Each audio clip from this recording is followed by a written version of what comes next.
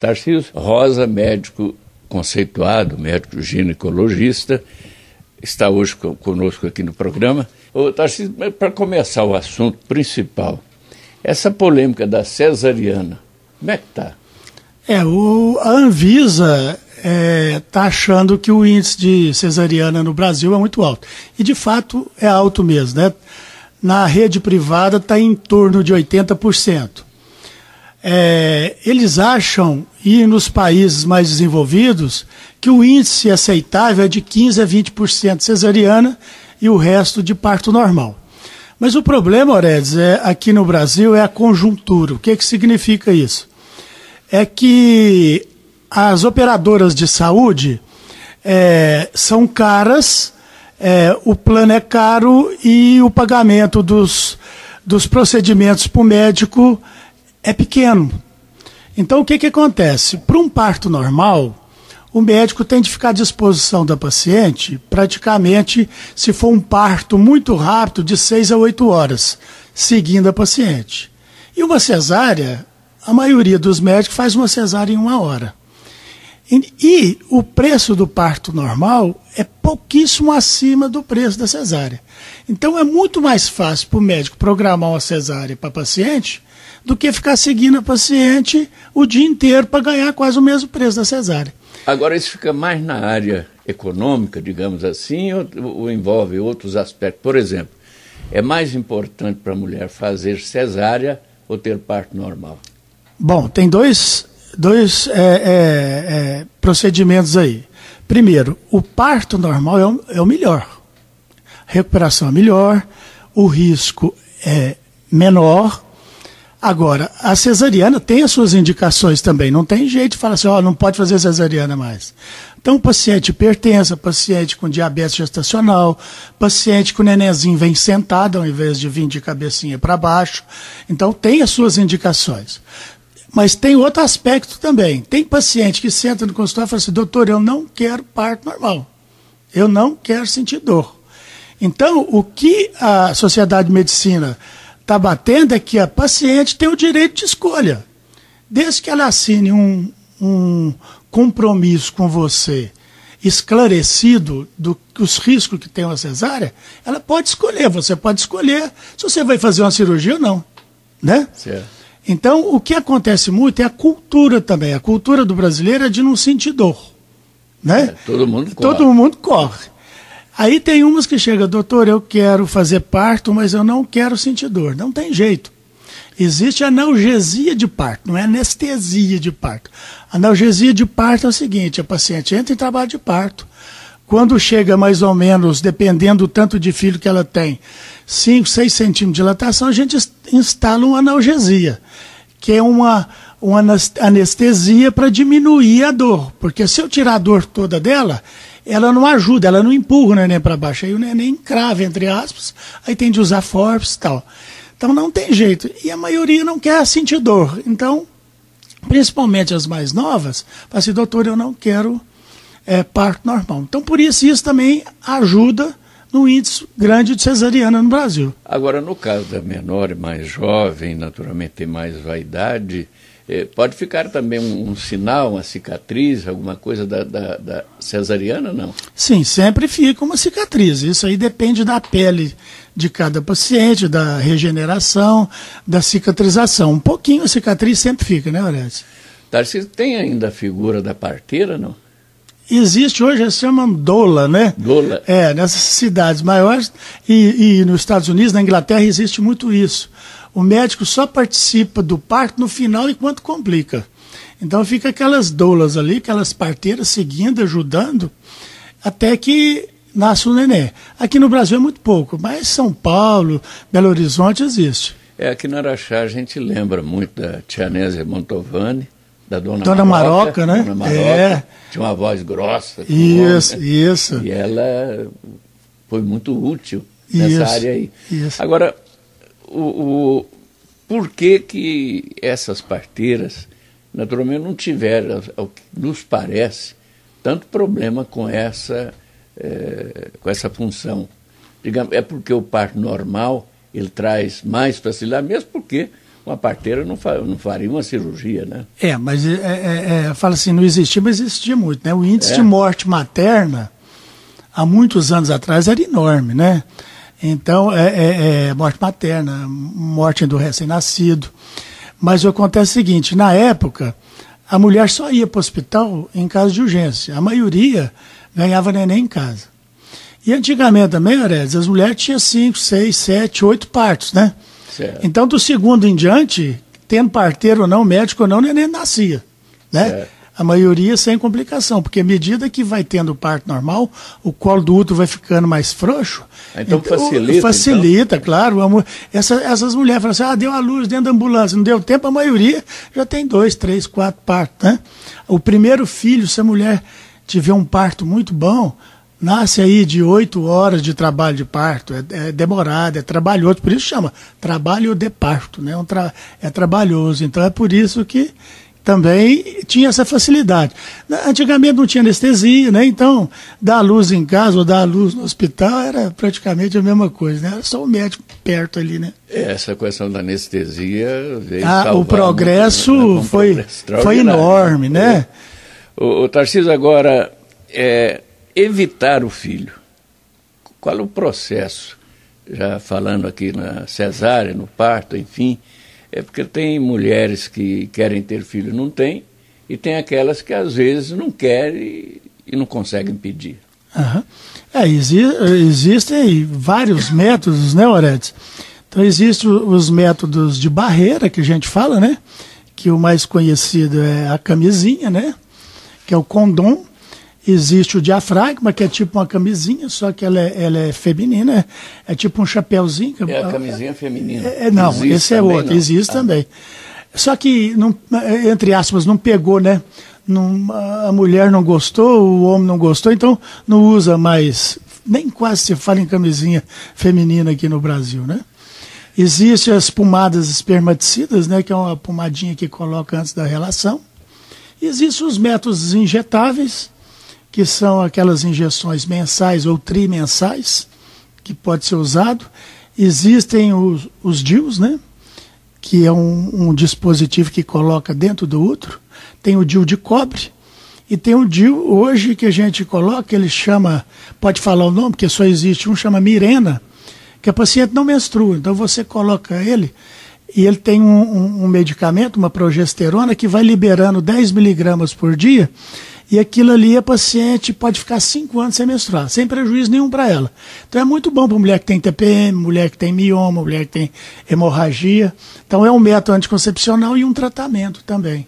Pois né? Mas a mulher como é que convive com a menstruação? Ela gosta ou não? Porque então passa a fazer uso. A maioria não gosta, né? Porque então é fazer uso desse sistema, né? A maioria tem TPM, ela tem depressão, né? Tem mulher que nos 10 dias antes da menstruação, não sabe por que começa a ficar triste, chorar, todo o marido fala alguma coisa, ela emburra, então não sabe o que é, aquilo lá é a TPM, né? Está com dor de cabeça toda hora. Está com dor de cabeça toda hora.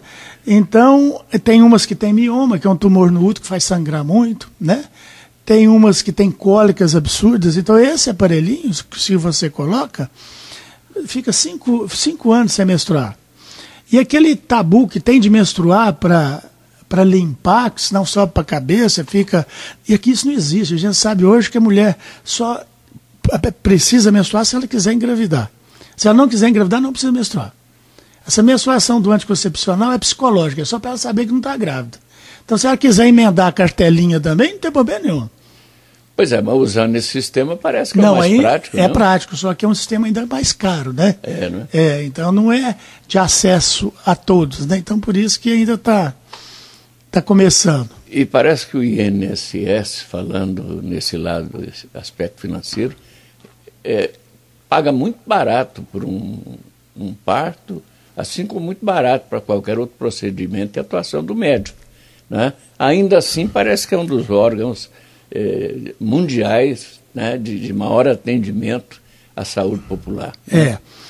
Só para você ter ideia, tem mais de 10 anos que o SUS, né? Hoje o SUS, né? SUS. Hoje é o SUS. Não tem reajuste. Então, os procedimentos, a internação, medicamento. Por isso que Santa Casa estão todos passando apertado. Não é só aqui em Araxá, não. No Brasil inteiro está tudo quebrando.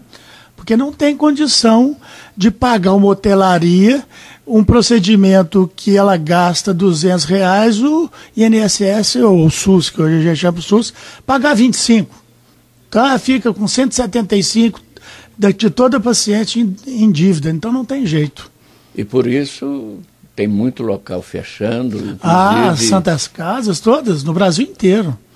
Não tem condição. Essa questão do neonatal, inclusive, parece que vem um aqui para Araxá, se Deus quiser. Santa Casa, né? Mas parece que já está havendo também, antecipando aqueles responsáveis pela dificuldade financeira de manter.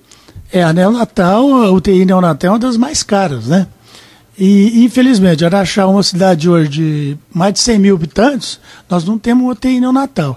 E é um sofrimento para a gente quando tem um neném prematuro, um neném que precisa de neonatal, a gente tem de encaminhar. E não acha vaga também fora, é muito difícil. É a peregrinação aí, ó. Então, Patos, Araguari, Uberlândia, Uberaba. Tem neném que Franca, tem neném que já manda para São Sebastião do Paraíso. E às vezes, Orez, o problema é que você acha a vaga pro recém-nascido, mas não tem a vaga para a mãe. Então, às vezes a mãe fica e o neném vai. Então, uma coisa... É um dilema. É um dilema. Agora, o problema da UTI neonatal, até que montar, você monta. Agora, você tem de manter um pediatra neonatal, uma equipe de enfermagem especializada em neonatal, diariamente. Permanentemente. Então, é muito caro. Então vai ter de fazer a UTI e não vai ser fácil manter, não. Agora, doutor Tarcísio, só nesse caso, Oredes, como não temos em Araxá, né, Oredes, a UTI neonatal, então no primeiro momento, doutor, esses profissionais teriam que vir de fora para Araxá? Teriam de vir de fora. Parece que aqui em Araxá tem 1 ou 2 só, que tem especialização em neonatal, não é qualquer pediatra que pode ficar lá, não. Então vai ter de vir uma equipe, inclusive enfermagem, até que se monte uma nossa aqui. E o funcionamento, claro, 24 horas. Né? 24 horas. E você pode ter certeza que se fizer UTI neonatal aqui, vai vir gente de fora para cá também, os nenenzinhos de fora, porque aí entra no esquema. Então não são só os neném de Araxá, são os neném que vai vir, pode vir de Perdiz, Santa Juliana, Ibiá, São Gotardo, vai vir tudo para cá. De um modo geral, Araxá é uma cidade pioneira nesse ponto, inclusive essa cidade toda, naquelas complexidades mais em termos de atendimento médico, vem tudo para Araxá. Tudo. Né? Isso deve acarretar despesa. Hoje, Orez, no nosso consultório, a gente atende pacientes da região inteira. Então, Campos Altos, Ibiá, São Gotardo, Pedrinópolis, Perdiz, até de Sacramento vem. Então, Araxá, na hora que fizer essa UTI neonatal, vai ser um polo também, né, que vai receber esses neném. Bom, tomara que aconteça e que haja o recurso, porque Araxá é uma cidade rica. Né? Ela já tinha que ter esse equipamento, né? Justamente. E já tinha que contar com tudo isso aí. E ainda nesse campo, parece que tem jovens de 12, 15, 14, 15 anos já engravidando e dando à luz. Parece que é um problema que chama atenção ou nem existe, né? Hoje as meninas iniciam, os meninos também, o relacionamento sexual bem mais cedo, né? E por mais que você ensine a usar o anticoncepcional, usar o preservativo, eles acham que vai acontecer só com o vizinho, não vai acontecer com eles. Com ele, não. Já fiz parto, aliás, foi até uma cesárea, de uma menina de 12 anos. 12 anos? 12 anos. O dia que eu falei para a mãe dela queria me bater, que eu estava grávida. Ela falou, de jeito nenhum. Eu falei, tá, vou levar lá no hospital, vamos fazer ultrassom. Estava lá o coraçãozinho do nenenzinho batendo. Então, hoje, existe anticoncepcional de graça, todo mundo tem camisinha de graça, mas eles não usam. Agora, seria uma falta de orientação, por mais que a gente vê tantos cursos, tantas palestras, tanto indicativo através da imprensa e tal, mesmo assim, as meninas ainda falta esse diálogo em casa com a mãe. Eu acho com o pai é mais difícil. Com o pai é mais difícil, mas eu acho que ainda falta um pouco. Mas orientação tem. Hoje tem orientação na escola, né? Como você falou, tem palestras, tem livros, tem tudo. Mas é o que eu falei. Todo mundo acha igual doença, né? Todo mundo acha que vai acontecer só com o vizinho. É igual a dengue, né? Eu acho que acontece com o vizinho, mas não arruma a casa dele, não. É só com o outro, né? Com a gente, não. Então esse é o problema, né? Agora aconteceu um caso bárbaro a semana passada, de tanto que eu nem entrei em detalhes na matéria, e nem me lembro onde é que é, mas é aqui por perto, Minas Gerais parece. Uma mulher que matou a outra e ela mesmo tirou, quer dizer, ela fez uma cesárea. Como é que foi? Como é que é eu vi também por cima, não vi detalhes também. Ela matou e tirou o neném da barriga dela, quer dizer, com lana, parece que foi com gilete. Não sei como é que ela conseguiu, não. Ela abriu a barriga. Foi uma cesárea, a moda de César, lá na época de César, né? Por isso a cesariana, mas foi desse jeito, né? É um fato mais do que inusitado. Eu nunca tinha visto. Eu nunca tinha visto falar nisso. Mas é alarmante. Roubar neném eu já vi, roubar de dentro da barriga eu nunca vi também, não, né? Hoje parece que os hospitais estão mais precavidos, né, quanto a trocar lá no hospital, alguém levava o neném da outra quando vai visitar e tal. Esses roubos de neném que acaba de nascer lá, isso está quase zerado. Isso, por exemplo, no nosso hospital, quando o neném nasce, a gente já coloca uma pulseira com um número, o nome da mãe, e a mesma pulseira da mesma cor no neném e na mãe, com o mesmo número do neném. E é que a pulseira não sai, só se você cortar. Então a mãe só pode tirar e só pode tirar do neném na hora que sai. Né? Agora, essa questão diz que quando o neném nasce não chora, que é problemático ou não, tem que chorar ou não tem que chorar? Não, a maioria chora, né? Porque você tira ele do conforto, né? Que está lá dentro, quentinho, tranquilo, você tira ele de lá, ou ele sai no parto. Mas não é obrigado a chorar, mas a maioria chora. Agora tem neném que nasce deprimido. O que acontece? Deprimido que a gente fala em sofrimento, quando o trabalho de parto é muito prolongado, quando a pressão da mãe é alta ou quando tem um diabetes. Então ele demora mais ali a chorar, mas depois o pediatra que está lá para receber reanima, dá oxigênio, o neném volta ao normal. Agora, né? Quer dizer que o choro quando nasce não é de dor. Não, aquele negócio que a gente bate no neném, dá tapinha da bundinha, aquilo lá não existe mais não, né? Às vezes você esfrega as costas, esfrega as costinhas dele ali para estimular a respiração, para ele respirar, né? Ô, Tarcísio, dentro dessa questão da natalidade, o Brasil tem hoje, parece com evolução muito grande, mas qual é o sistema? Porque eu já vi que tem parto dentro d'água, tem parto de cócoras, né? Tem várias maneiras de trazer uma criança a esse mundo no parto. Tem muita invenção de moda também, né? Tem muita... O mais trivial é esse que isso falando. Aí, em São Paulo e em Belo Horizonte, tem os adeptos de fazer o parto em casa, voltar a ter o parto em casa, né? A Sociedade Brasileira de Ginecologia e Obstetrícia é totalmente contra. Por quê? Quando o parto é normal, que ele dá certo, é uma maravilha. Agora, se o parto complica e em casa, corre o risco a mãe e o neném. Então, o parto, ele pode ser em casa desde que esteja um médico acompanhando. Na hora que ele vê que complicou, leva para o hospital correndo, e se der tempo, né? Porque se der uma hemorragia de parto, é uma das hemorragias mais graves que tem. Então, às vezes, não dá tempo nem de chegar no hospital. Quando chega num caso desse, o hospital não fica empurrando para atender, quer dizer, já... Não, aí é emergência, né?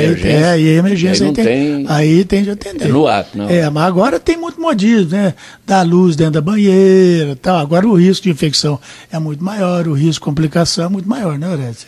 Perfeito. Nós estamos tendo a felicidade de ter conosco hoje o renomado ginecologista Dr. Tarcísio Rosa. Pois não, Márcio? Inclusive, viu, Oredes, tem uma participação aqui no WhatsApp do Dr. Tarcísio, da nossa ouvinte Joana, Dr. Tarcísio. Ela pergunta quais são os riscos de uma gravidez depois dos 40 anos e se a mulher ainda for hipertensa.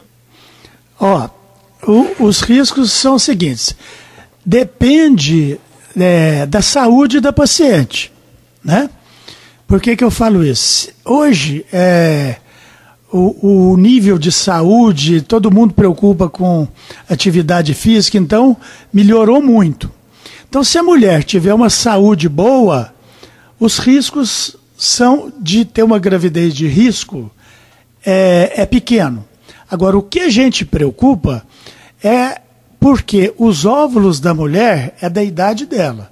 Então, uma menina de 12 anos, os óvulos dela é de 12 anos, de 18, uma de 40, os óvulos têm 40 anos. Então, o risco maior é de ter o que a gente chama cromossomopatias. São doenças do cromossomo que pode dar síndrome de Down ou alguma outra coisa. Mas isso não significa que não possa engravidar depois dos 40. Eu tive há pouco tempo uma paciente de 46 anos que deu à luz uma menina linda. Ela tinha um de 17 anos, achou que não ia arrumar mais, com 46, e arrumou uma menininha. Então foi tranquilo. Agora, a mulher que é hipertensa, ela já tem um risco maior, porque ela já tem uma hipertensão pré-existente. A gravidez já tem uma tendência da pressão subir. Mas a gente tem medicamentos que controla, se não engordar muito na gravidez, que não pode, né? Se não comer muito, se não tiver diabetes, pode ser uma gravidez praticamente normal dentro da idade. Né? Agora tem uma idade. Aliás, Márcio, libera o WhatsApp se alguém quiser fazer alguma pergunta, né? O número é? O WhatsApp sempre fica liberado, Oredes. É o 8426-1451. 8426-1451. Não é de praxe a gente fazer, mas dada a importância, aquela, né, que quiser formalizar alguma pergunta, ou então pelo telefone, né? O outro é 3661-7188. 7188. Bom, eu tinha deixado uma pergunta, aquele que muda de sexo, que é raro, mas acontece. Alguém se transformar em mulher, é o mais comum que a gente tem visto.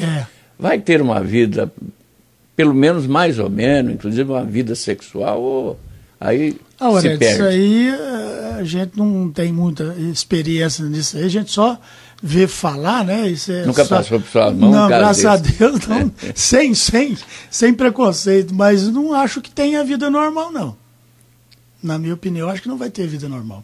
Agora, voltando a essa pergunta anterior, até quando uma mulher ainda tem condição de se engravidar? Tem uma idade limite? Não? Enquanto ela ovula, ela pode ter espontâneo, né? Então, por exemplo, se ela ovular até... Eu tenho paciente com 50 anos menstruando. Se ela tiver uma ovulação boa, ela pode até engravidar. Igual essa que eu falei de 46. Pode chegar aos 50. Então. Pode chegar aos 50. Agora, tá até um debate aí, porque tem avós, né, emprestando o útero para a filha. Que às vezes, então pega o óvulo da filha... com o do marido, implanta na avó, né? Aí a avó pode ter mais de 50, a avó pode ter mais de 50, desde que ela tenha uma saúde boa, né? Agora, ela entrou na menopausa, a chance é zero, né? Porque ela já não tem óvulos mais, ela não vai ovular, então não engravida. Isso no caso de engravidar, no caso da avó aí. Agora, de fertilização, a barriga, não, fertilização, né? Pode fazer a fertilização com 50 anos. Ô Tarcísio, e o câncer de colo, o câncer de mama, tem como se evitar? O que podia fazer? Hoje o principal é a profilaxia, né? É evitar. O câncer de mama é o que é o mais comum na mulher, é fazer mamografia. Em pacientes que têm parentes próximos, mãe, tia, que teve o câncer, começar a fazer mamografia com 35 anos, né? Então, 35, 37, 39, 40. Depois dos 40 anos, uma vez por ano. Né? Tem muita gente que fala assim, vamos fazer ultrassom porque a mamografia dói. O ultrassom não substitui a mamografia. O ultrassom das mamas não substitui. Ele apenas complementa a mamografia. Mas a mamografia não é só uma espécie de uma fotografia que chega o seio e não, dói, é o raio-x, né? Pois é, do raio-x. Na hora que vai fazer, o aparelho comprime a mama. Aí a paciente, às vezes, que tem a mama um pouquinho menor, então aperta um pouquinho mais. Então elas ficam com medo. Então uma fala para ela, nossa, doeu. Mas é uma coisinha de 2 segundos, né? Mas que é para o resto da vida. Tem de fazer. É prevenção. Hoje, o diagnóstico precoce cura, né? Então, por exemplo, fazer o diagnóstico no iniciozinho, a maioria sara, né? Eu tenho paciente que já operou tem 20 anos, mas nunca teve nada. Foi diagnóstico precoce, né? E falando aí na mama, a mama é um órgão sexual, além do valoroso leite materno? Né? Tanto é que as mulheres hoje põe silicone, né? Levanta a mama para ficar estética, para ter mais um estímulo sexual. Não deixa de ser, né, Oredes? Mas a gente vê algum caso em que não foi bem sucedido, alguém que vai fazer uma mamoplastia? E de repente pode até morrer. Pode. Qualquer cirurgia que você for fazer, corre o risco. Corre o risco. Mas hoje, com as técnicas cirúrgicas, com as técnicas de anestesia, graças a Deus, isso é raridade, né? Não, Márcio? Tem a participação de mais um ouvinte, doutor Tarcísio, essa no caso não se identificou. Ela diz o seguinte, ela tem 23 anos, ela teve trombose e o médico deu a ela um laudo para ela ligar. Ela consegue pelo SUS? Consegue. Aí se ela tem o laudo, é só procurar um médico que atenda na rede de saúde, faz o pedido e eles programam. Ela consegue sim, viu? O doutor Tarcísio atende ainda na rede? Atendo, eu sou médico do Estado, né? Do Estado? Eu não sou da Prefeitura, eu sou do Estado, eu atendo na Unileste, até estou de férias lá. Na Unileste, qual é o horário de atendimento? Eu atendo lá das 9 às 11. Todo dia, não? Todo dia, de segunda a sexta, Eu me lembro que trabalhava no posto de saúde, e o Tarcísio era menino, iniciando a medicina lá no Beraba, né? E lá no posto de saúde também tinha esses atendimentos, né, diário dos médicos, só que não tinha paciente. Você lembra? Tinha médico lá que ficava lá batendo papo. Na época... Hoje é porque tinha menos pessoas. Isso aí tem 40 anos, né? Existia só o posto central, você lembra, né? Pois é. Existia só o posto central. Lá, tranquilo. Agora hoje é esse tumulto aí. Depois foi o posto do São Geraldo, que foi o segundo posto de saúde de Araxá. Esse primeiro leva o nome do saudoso Dr. Gil Motondô. Foi grande amigo nosso. Então, a demanda era pequena, a cidade muito pequena, naquela época devia ter uns 30 mil habitantes, né? Então, era muito poucas consultas, né? Aí depois virou esse tumulto hoje, hoje, né? Eu acho que o problema do mundo hoje é o excesso de gente. Eu sempre imagino isso. Ô Márcio, tem mais alguém na linha? Não? Tem até muitas participações já. A próxima pergunta, doutor Tarcísio, da Vanessa. Ela pergunta, quando o casal tem a incompatibilidade sanguínea, Araxá tem condições de fazer todo o pré-natal e parto com os devidos cuidados que cabem à paciente? Tem. A incompatibilidade sanguínea, provavelmente ela está falando da incompatibilidade de RH. O que significa isso?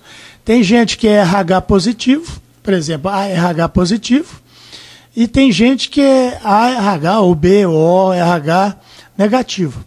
Então, se a mãe é negativa e o pai é positivo, e se o neném nasce positivo, o que acontece? A mãe cria anticorpos contra o sangue positivo. Então, se uma próxima gravidez o neném nascer positivo, aí existe essa incompatibilidade, chama isoimunização. Aí, nas outras gravidezes, ela pode ter aborto, o neném pode nascer mal formado, né? Agora, aí existe a vacina. Então, na hora que nasce o neném, eu colho o sangue do cordão. Se ele for positivo, eu dou uma vacina e ela pode arrumar os neném para frente. Se ele for negativo igual da mãe, então não tem problema nenhum. Agora, existe a incompatibilidade que a gente chama BO. É de sangue, de A com B, então existe uma incompatibilidade. Agora, se o neném nasce, Márcio, com esse problema, com uma icterícia grave, então tem de fazer, chama exsanguíneo transfusão. Aí tem de ir para fora, aí não faz. Aí tem de fazer no Hospital das Clínicas do Beraba, Berlândia, aí não. Mas se for a BO, a gente e for uma icterícia leve, o pediatra trata aqui. Se for de RH, a gente já faz a vacina, já tem a vacina aqui, não tem problema nenhum. Viu? Agora, a questão de não gerar filho, a mulher, digamos, ou o homem, for infértil, né? Tem como corrigir isso? Não? Existe muitas causas da esterilidade conjugal, né? Que a gente fala da infertilidade conjugal. Existe a parte do homem, que é o que a gente chama oligospermia, ou se não azospermia, que o homem não tem espermatozoide. Aí tem o tratamento com o urologista, né? Tem uns que não tem jeito, quando é congênito, quando é um problema grave aí não tem jeito, essa azospermia. Isso acontece mais com homem ou com mulher? Não, esse é só com homem, que a gente fala da azospermia. E tem a infertilidade feminina, que é muito comum, né? Então, são ciclos anovulatórios, às vezes ela não ovula, tem umas que tem as trompas obstruídas, tem o muco cervical, tem mioma uterino, isso aí a gente trata o que é possível.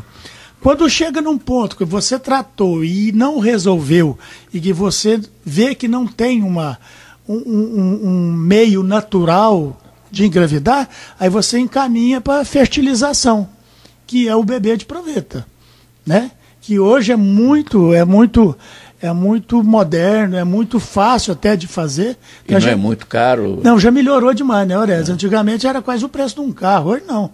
Hoje já está bem acessível, né? Quem mais aí, Márcio? Acho que até se aparelha essa pergunta do Orez, mas vou fazer aqui do ouvinte, não tem identificação, doutor. Ele fez vasectomia há 12 anos, gostaria de saber se pode ser reversível. Isso aí é um dos problemas também que vai muito com o consultório quando o homem fez a vasectomia. A vasectomia é mais fácil de reverter do que a laqueadura tubária, né? O que é a vasectomia? É a ligação do homem, né? Que você vai lá e corta o ducto deferente, aí o espermatozoide não passa, então ele está ligado.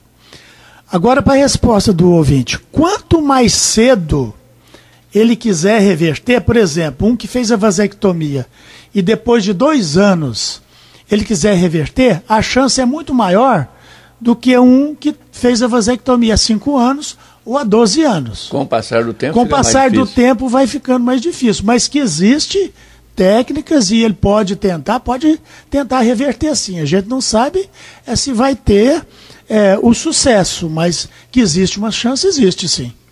Mais alguém?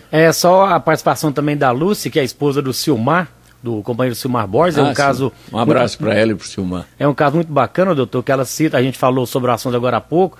Ela teve a Mila Vitória, né, que é a caçulinha deles. Inclusive, ela está fazendo aniversário hoje, está completando aniversário hoje, parabéns, a Mila Vitória. Ela, quando ela teve a Mila Vitória, ela estava com 40 anos. A Mila veio muito saudável, graças a Deus. E a caçula, antes da Mila, tinha 18 anos. Aí, ó, tá vendo? É praticamente o mesmo caso que a gente tinha falado, tá vendo? Então, se ela tem uma saúde boa, se a gravidez vai normal, dá a sua criança normal, né? Agora, a aptidão, a vontade sexual do homem e da mulher, tem uma época que chega ao fim, principalmente a mulher parece que é mais cedo. Isso aí, quando a gente vai em congresso, Orez, e vai falar sobre sexualidade feminina, a primeira coisa que se fala é o seguinte: o sexo, 90% dele está na nossa cabeça. Então, quem tem a vontade, quem tem o prazer, está na cabeça. Se o homem ou a mulher desviar a atenção do sexo para casa, para filho, para problema, o libido diminui, tá? Então, o sexo, ele faz parte da vida. O que acontece? Ele é uma das melhores coisas da vida. Né? De fato. Né? Então, você tem de pensar no sexo toda hora, um pouquinho no dia. Se você ficar com a cabeça cheia, tomando antidepressivo, tomando calmante, isso tudo aí diminui o libido. Tudo bebida diminui. Alcoólica também, não? Bebida alcoólica aumenta a vontade e diminui o desempenho. Já está provado cientificamente. Então, a pessoa fica muito eufórica e na hora não sai nada. Então, o sexo está na cabeça. Então, existem pacientes de 20 e poucos anos com baixo libido, e existe pacientes de 60 que é fogo no boné. Então, Isso aí tá na cabeça da pessoa. Então é trabalhar a cabeça. Não existe mulher fria, aquele negócio, é fria. Você fala que existe um homem desajeitado, né? Não existe mulher fria. Então o sexo está na cabeça. Não existe esse negócio, existe tal idade, tal, na menopausa diminui. Às vezes até diminui pela diminuição da autoestima da paciente, que acha que depois que vai entrar na menopausa vai ficar velha. Isso não existe. E a mulher aí é que sente mais isso? É ela que sente mais, né? A participação da Joana novamente, doutor, uma pergunta sem dúvida interessante. Ela pergunta se em Araxá, doutor Tarcísio, existe alguma clínica especializada em reprodução humana? E se não tem, quem quiser fazer algum processo de fertilização faz o quê? Aqui em Araxá, infelizmente, ainda não tem uma clínica de reprodução humana. Quando a gente vê, igual eu falei, que o casal só vai ter filho se fizer uma fertilização, aí a gente encaminha, né? Normalmente a gente encaminha para o Uberlândia, para o Uberaba, que a gente tem conhecimento, ou para Ribeirão Preto, né? Então a gente encaminha, faz o tratamento, a paciente engravida, aí depois ela volta e ganha o neném aqui. Agora esse tratamento, como é que ele é feito? Vai lá um dia e tal? Aí vai o casal, vai o casal, faz a consulta, né? Vê que tipo de tratamento que vai fazer, se é uma inseminação, se é uma fertilização, porque é diferente, eles fazem inseminação e fertilização é diferente. Vai o casal, aí marca uma data, eles vão, faz o tratamento, induz a ovulação, aspira os óvulos, esse dia a paciente tem que ficar lá, e depois marca o dia para implantar o óvulo. Ela fica lá o dia inteiro depois que implanta, depois ela pode vir embora. E é só esperar para ver se teve sucesso ou não. Muito bem. Márcio, vamos ao intervalo ou tem mais alguém? Não, vamos ao intervalo, daqui a pouquinho tem mais. Então, se alguém, né, claro, aproveitando a oportunidade, até uma consulta muito especial, gratuitamente, né, é o trabalho que o rádio oferece, prestação de serviço. Nós vamos ao intervalo e a pessoa quiser ligar no WhatsApp, o número, né? É só dizer que é só mensagem, Oredes, e lembrar que você disse bem em ligar, o pessoal está tentando ligar, a gente não atende, né? Porque o nosso WhatsApp ele não é pelo telefone, é pelo computador, e o WhatsApp hoje faz até ligações, mas não adianta ligar no WhatsApp, tem que mandar a mensagem de texto 8426-1451. 8426-1451. Pois não, Márcio, alguma pergunta a mais? Vamos para o WhatsApp, o programa hoje está tendo talvez o maior pico de audiência, né, dos programas da Rádio Imbirara. A gente agradece a presença do doutor Tarcísio. E que vai voltar mais vezes aqui com a gente. Com certeza, a gente precisou levantar o Ibope, né, vamos chamar o doutor Tarcísio. Doutor Tarcísio, não se identificou aqui não, nem sei se no caso é a esposa dele, mas ele está preocupado, um ouvinte nosso, da seguinte situação. Primeiro ele faz assim uma pergunta no início da questão. A gestante faz o pré-natal, segundo ele, já não é para ter o dia certo do parto? Aí ele vem a pergunta o seguinte, a preocupação. O médico já disse que tem que ser cesariana, mas segundo o ouvinte ele não deu o laudo, nem quis dar. Ele pergunta, não precisa de um laudo para dizer o dia certo? O médico disse apenas que tem que esperar ela sentir a dor. Aí ele está preocupado, né? Eu confio no médico, porque às vezes a pressão sobe, dá uma dor e ele tem medo de acontecer algo errado. Ele pode confiar, é dessa maneira mesmo que acontece? Ou o médico teria que dar o laudo, segundo ele, né? Completa os 9 meses daqui 30 dias. É o seguinte, a gente quando inicia o pré-natal, a partir do primeiro dia da última menstruação, a gente faz um prognóstico para ver quando é que a mulher vai dar à luz. Mas isso aí é uma data provável do parto. Não tem como você falar que dia que vai ser que o nenenzinho vai nascer. Isso aí tem umas que adianta 7 dias, tem umas que adianta 15, tem umas que atrasa. Agora, se a paciente tiver alguma indicação de cesariana, aí a gente pode marcar a cesárea. Então, por exemplo, se a pressão estiver alta, se ela tiver uma cesárea anterior, aí tem de fazer outra cesárea. Se o nenenzinho estiver sentado, ou se tiver hipertensão arterial.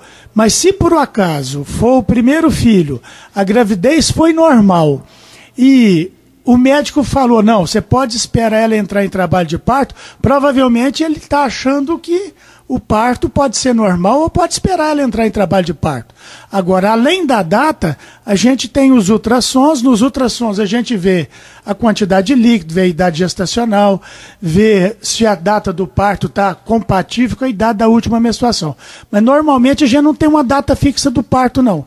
A gente faz uma previsão do parto para ver quando é que ela vai dar à luz. Agora, o laudo você só dá quando você já vai marcar cesárea. Então, você vai marcar cesárea, então fala assim, ó, você vai fazer a cesárea tal dia, você dá o laudo para ela internar. Certinho? Perfeito. Tá aí a resposta do Dr. Tarcísio. Se alguém tem mais alguém aí? Tem, então, tem bastante. O tempo urge, né? É verdade. Vamos rapidinho então aqui. A pergunta da nossa ouvinte, Dr. Tarcísio, bom dia. Ela disse, doutor, tive trombose venosa profunda no cérebro há 5 anos e 3 meses. Fez tratamento, não é dependente de anticoagulante. Graças a Deus não tive sequelas, nunca mais tive nada. A médica disse que tinha devido ao uso de anticoncepcional, uso de cigarro eventualmente e genética, tal. Ela tem medo hoje de engravidar. Realmente é perigoso? Ela precisa de algum tratamento? Quem tem trombose venosa profunda pode ser de membros inferiores, pode ser do cérebro, tem de saber a causa, né? A maioria das pessoas que tem trombose, ela tem uma causa. Pode ser uma trombofilia. Trombofilia é uma doença que a paciente tem uma tendência a ter uma coagulação alterada, então ela tem uma tendência a ter trombose. O que é trombose? É a coagulação do sangue dentro de uma veia ou de uma artéria que obstrui o sangue. Então pode ser, igual ela falou, pode ser por causa do uso de anticoncepcional, pode ser por causa de tabagismo, né? Pode ser por causa dos dois, ou pode ser por causa de uma trombofilia, que é essa doença que a pessoa tem tendência a ter trombose. Quem tem essa tendência é arriscado arrumar a gravidez, porque a gravidez ela muda a coagulação do sangue, então aumenta muito o risco de ter trombose. Há poucos dias comecei o pré-natal de uma paciente que já teve trombose, escapuliu o neném. Então ela tem de tomar uma injeção de anticoagulante todo dia na barriga, até 30 dias depois do parto, porque ela corre o risco de ter trombose na gravidez. Então o que é arriscado quem teve uma TVP... Mas tem o tratamento. Se engravidar, tem o tratamento, ela tem de tomar essa injeção diária, até 30 dias depois do parto. Mas se puder evitar, melhor. Na pergunta anterior, aquela da preocupação da definição da cesariana, ele é preocupado porque, segundo ele, na primeira filha, a pressão da gestante foi a 20, por isso que ele estava preocupado. Então, se ela tiver uma indicação de fazer cesariana, pode marcar, mas como ainda tem 30 dias, provavelmente ela vai fazer mais uma consulta para ele marcar essa cesariana. O pré-natal é indispensável. É indispensável. Ele que acompanha. O nome já fala, é pré-natal. A criancinha dentro da barriga, tendo algum problema qualquer, pode fazer o tratamento? Pode, hoje tem tratamento até dentro do útero, né? Então o pré-natal é para você diagnosticar doenças que podem atrapalhar a própria gravidez, ou doenças fetais, ou atrapalhar o parto. Então o pré-natal é justamente para isso. A mãe fumante, gestante, ou a fumante passiva, que está na casa onde todo mundo fuma, qual é o risco para a criança? Já está provado que mães que fumam têm tendência a ter parto prematuro e têm tendências a ter neném de baixo peso. Então o neném nasce mais miudinho porque a mãe fuma. Por quê? Porque a nicotina, o tabaco, ele envelhece a placenta mais cedo. Então, por isso que ela tem uma tendência a ter parto prematuro e tem a tendência de ter nenéns de baixo peso. E o cigarro, que está dizendo a imprensa, a Organização Mundial de Saúde, mata 6 milhões, né? O cigarro. Quer dizer, o cigarro em si, a criancinha e o pai ou a mãe fumam alguém na casa, afeta essa criança? Claro, é um fumante passivo, né? Então, tem que evitar. Tem de evitar. Ou então fumar lá de fora. Né? É verdade. Para complementar só a pergunta da ouvinte anterior, doutor Tarcísio, que teve trombose venosa, ela disse que não teve trombofilia, ela já fez exames. Então aí o risco já é menor. Menor, né? É menor. Aí na gravidez não pode fumar, né? E não engordar também. Então, aí o risco... Porque quem tem trombofilia, Márcio, já tem uma tendência natural de ter trombose. Às vezes sem fazer nada, sem estar grávida, sem tomar anticoncepcional, sem fumar, ela já pode ter trombose. Agora, se ela não tem trombofilia, o risco é menor. Deve ter sido uma trombose por algum aneurisma, alguma coisa cerebral, né? Eu vou também fazer uma pergunta ao Tarcísio, o seguinte: há quanto tempo de ginecologista aqui em Araxá, Tarcísio? 33 anos. 33? 33, Idade de Cristo. Idade de Cristo. Agora, partos, você tem uma ideia de quantos? Tenho tudo marcado. Desde que eu cheguei, deve estar terando aí mais ou menos uns 4.500 partos esse ano. 4.500? Né? Partos e cesáreas juntos, né? Certo. Mas pouca gente, por esse Brasil afora, nem só Araxá, deve ter uma marca dessa. Graças a Deus. E cirurgias ginecológicas deve ser outro tanto ou mais do que isso, porque a gente faz mais cirurgia do que parto, né? Agora, algum momento, alguma dificuldade, algum caso, ou foi tudo sempre tranquilo? Não, sempre tem as dificuldades, tem as urgências, né? Mas, graças a Deus, a maioria normal, né? Correu tudo bem. O Dr. Tarcísio atende na Fêmea, isso. Né? É sua clínica. Atende também pelo estado lá na Unileste. Isso. Todo dia? Todo dia. 11... das 9 às 11. Das 9 às 11. Você está de férias, né? Estou de férias agora. Já vai correndo lá agora. Não vai adiantar. Estou de férias. Doutor Tarcísio, valeu a pena esse trabalho todo, a medicina, que o médico tem que estar sempre atualizando, né? Não pode parar de estudar. Não pode parar, né? Era uma vocação sua, já era. Já era, né? Desde a época que minha mãe trabalhava no posto de saúde, né? Eu ia menino lá, você lembra? Lembro, mas foi meu colega. Ficava acompanhando lá, resolvi fazer medicina. Você chegava a ajudar a gente. Eu ajudava a preencher atestado lá, você lembra, né? Aquela época que estava chegando essas companhias aí, aquela fila enorme para... O doutor Jadir, que estava lá, continua na mesma função até hoje, agora com as empresas dele, né? Mas um bom tempo, uma boa lembrança. Mas desde menino eu já queria ser médico, né? Então, graças a Deus, deu certo. Eu acho que não faria outra coisa. Se fosse voltar, ia voltar e fazer do mesmo jeito. E fazer o que gosta é muito bom. E fazer o que gosta é muito bom. Tem uma piada que as pessoas falam, né? Que o ginecologista trabalha onde a gente diverte, né? Agora, você já tem uma filha médica, os 2 filhos já formados.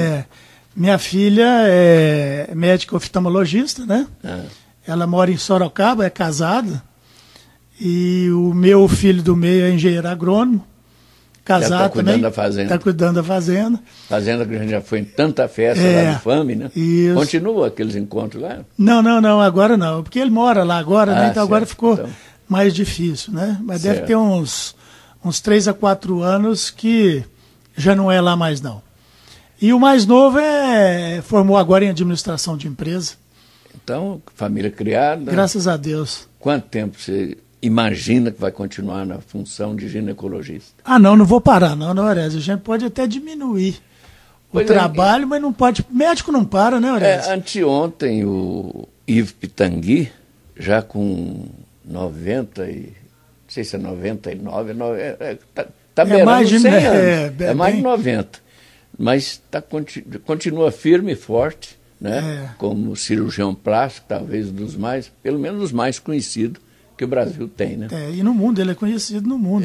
Vem gente do exterior, né, para operar com ele aqui. Então, você esteve no México agora, não foi congresso, nada não? Não, foi a passeio mesmo, foi. Valeu a pena? Valeu a pena.